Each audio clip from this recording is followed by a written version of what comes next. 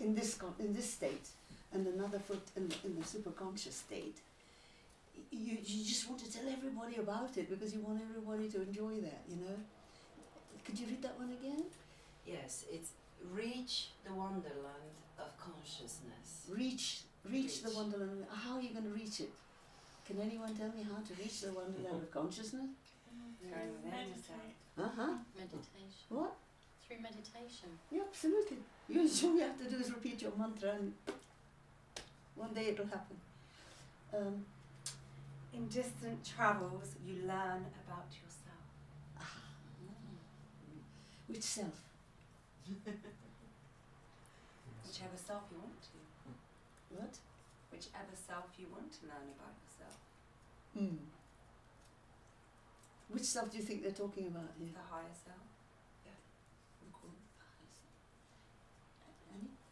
It's feel good, be good, do good. You're very familiar with that already, aren't you? I think if you do 2 and 3, you get number 1. It should be the other way around, shouldn't it? Good.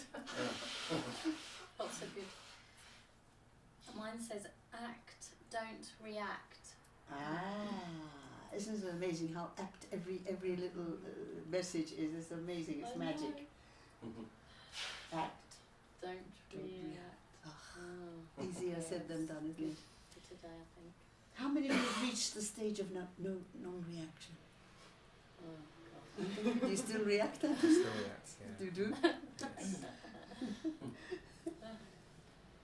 Our thoughts are forming the world. You could say our word, but it says the world. Yeah. Our thoughts are forming. It isn't just our world. It is actually forming the world. I mean, they say the people in the Himalayas, or the Himalayas as they call them in Indian, because they're there meditating all the time, they're preventing the world from going completely berserk. I mean, they're having a difficult time of it now, but if it wasn't for them praying and meditating and sending positive thoughts out to counteract all the negativity, we wouldn't be here now. So our thoughts do. How many of you read that book called The Secret Messages of Water? Only one person, 2 people, Seen it, but 3 not read people. Did you read it. that? I've seen it, but not read it. You've seen it. Do you know? Are you familiar with Yeah, it? I've seen it. Yeah. Have you seen the pictures that are in the book of the crystals that you've seen them? I've seen it. I took those pictures and pardon? You haven't read the book, but you've seen the picture. You were at the lecture. I took the photographs in the book and enlarged them to about that size so that I could hold them up while I was giving the talk.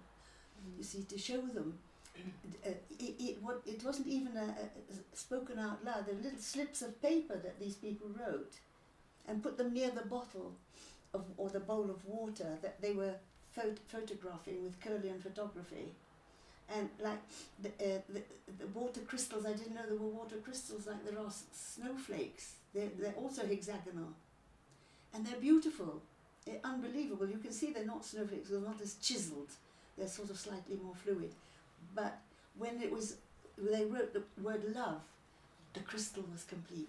When they wrote the word hate, just wrote it and put it near the bowl, the vibrations that came out of that written word affected the shape, completely haywire. So, I'm just looking for my...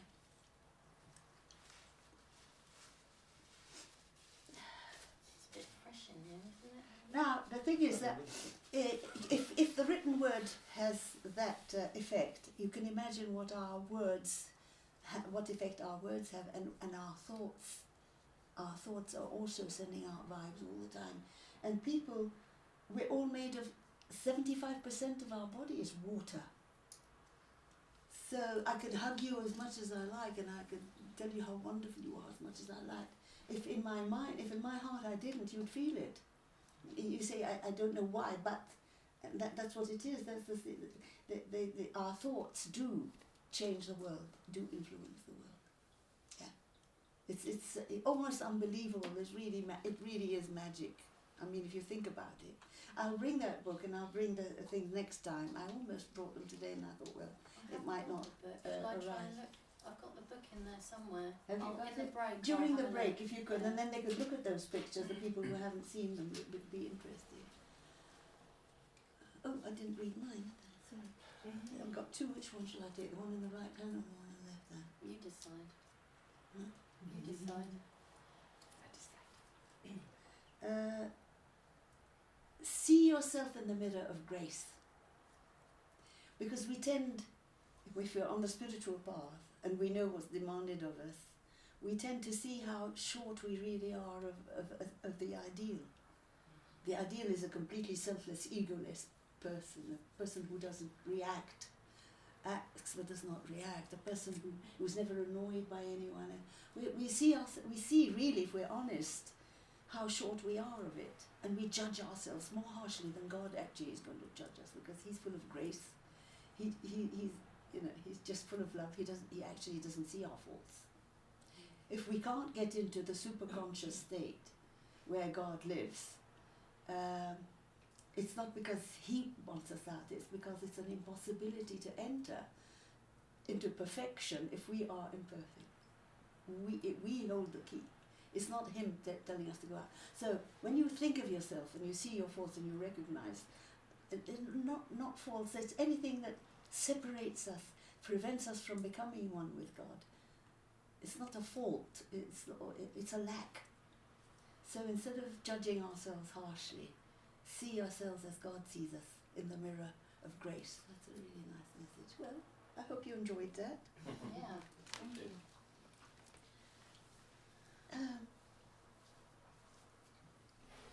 It's very, very important to know, when you share this knowledge and this gift with other people, it's very important to make them understand the importance of having a guru. Otherwise it's a box of matches that's damp. You know, you give them the box, the matches are there, the box is there, the thing on the side, the sulfur is there. It's all there, but it's damp. If there is no guru, our matches, our fire is damp. It won't light. See, our spiritual fire. So, and the Western mind finds it very difficult to accept the guru. I find it much more easy when I talk to the Indian groups that I've got.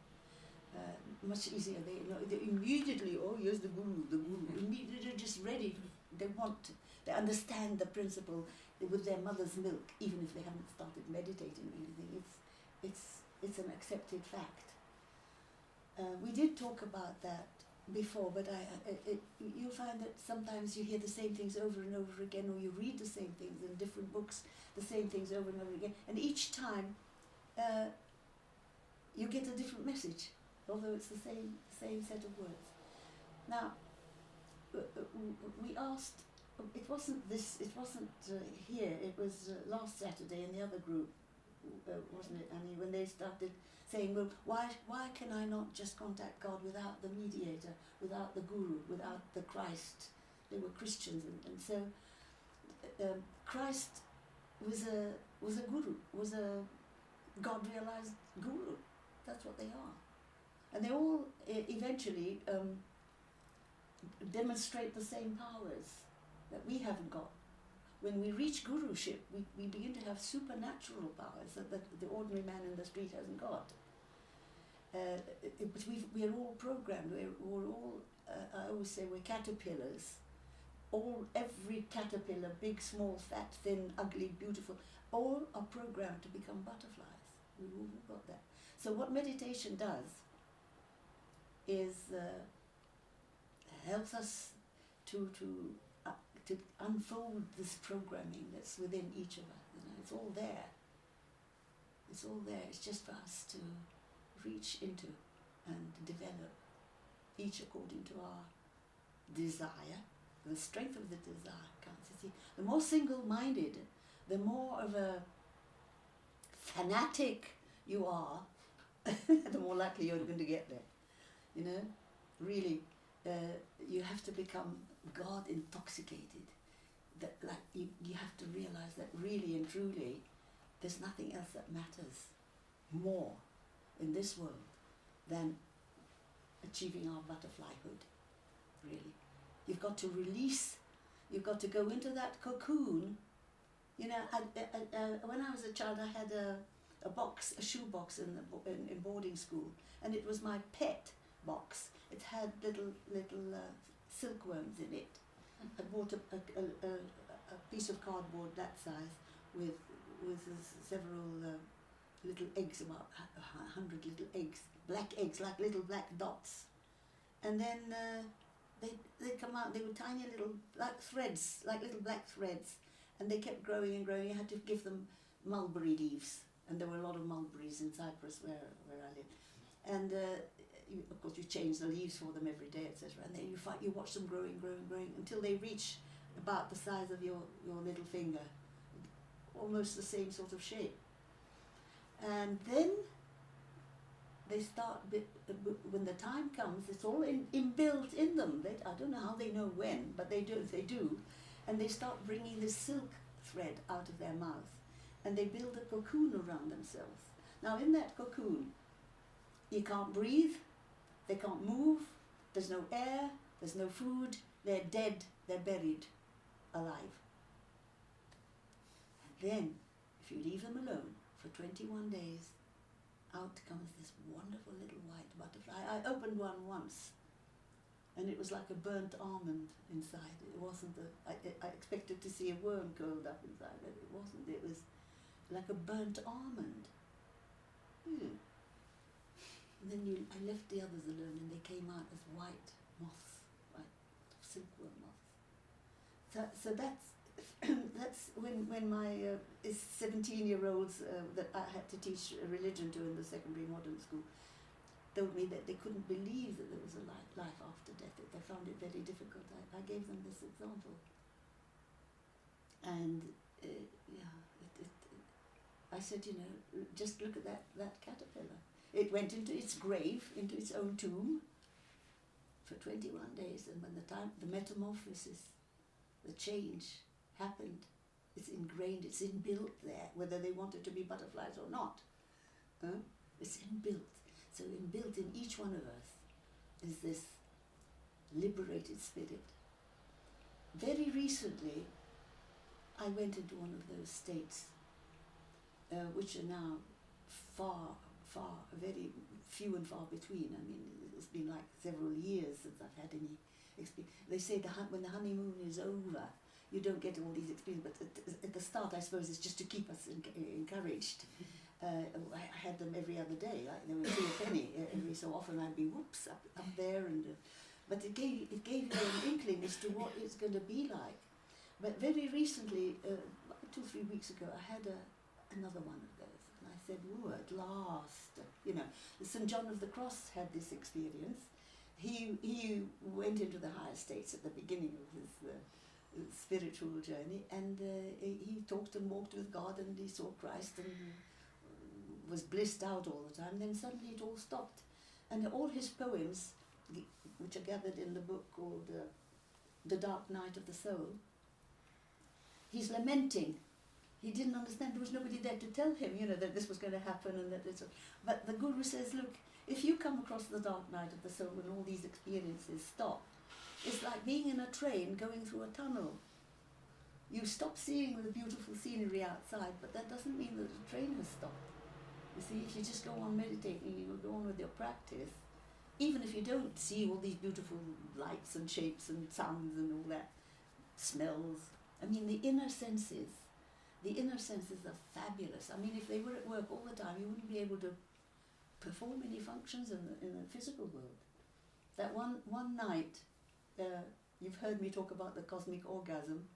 Anybody here heard me say that one? You know what I'm talking about. The two who haven't heard it, there was one night where all my senses opened at the same time, and I understood what states the gurus were in. When they, I've got shivers all over me, which means yes. Our eyes don't see what there is to see. In the physical world, even, we don't see everything there is to see. We need microscopes to help us see what else is there, and we don't hear everything. We need a transistor radio to catch what's there. You see, we'd be overwhelmed, because we're in the physical world. We're protected, so that we can continue our physical journey, our journey towards the light through our physical bodies. But we have to be conscious of the fact that our eyes deceive us. They're not telling us the whole truth. Our ears are not telling us the whole truth. Our mouth, our sense of smell is not telling us the whole truth. I mean, you know, you get a dog rushing to the lamppost and he's sniffing it, and it's Chanel number 5 to his nose. Yeah? You know, we're not smelling things the way they are, because if we did, we'd be sick. You know, if we ate the stuff that smelled bad and but looked good, but smelled awful, if it looked good, we'd eat it. But it smells bad and it looks bad, so that we know what to eat and what not to eat. All these limitations are there not as a punishment, but as helping us to survive in the physical realm. But the fact that we're here, it means that we really need to use our bodies and our mind and our physical senses as tools to get us up into the spiritual world. Any questions? You all look blissed out, but are you? I'm cold. I might go and get a cardigan. There's another blanket. Oh, is there? Oh, but you might need that, Joanna. Later, if I need it, I'll I can go say get that. a cardigan.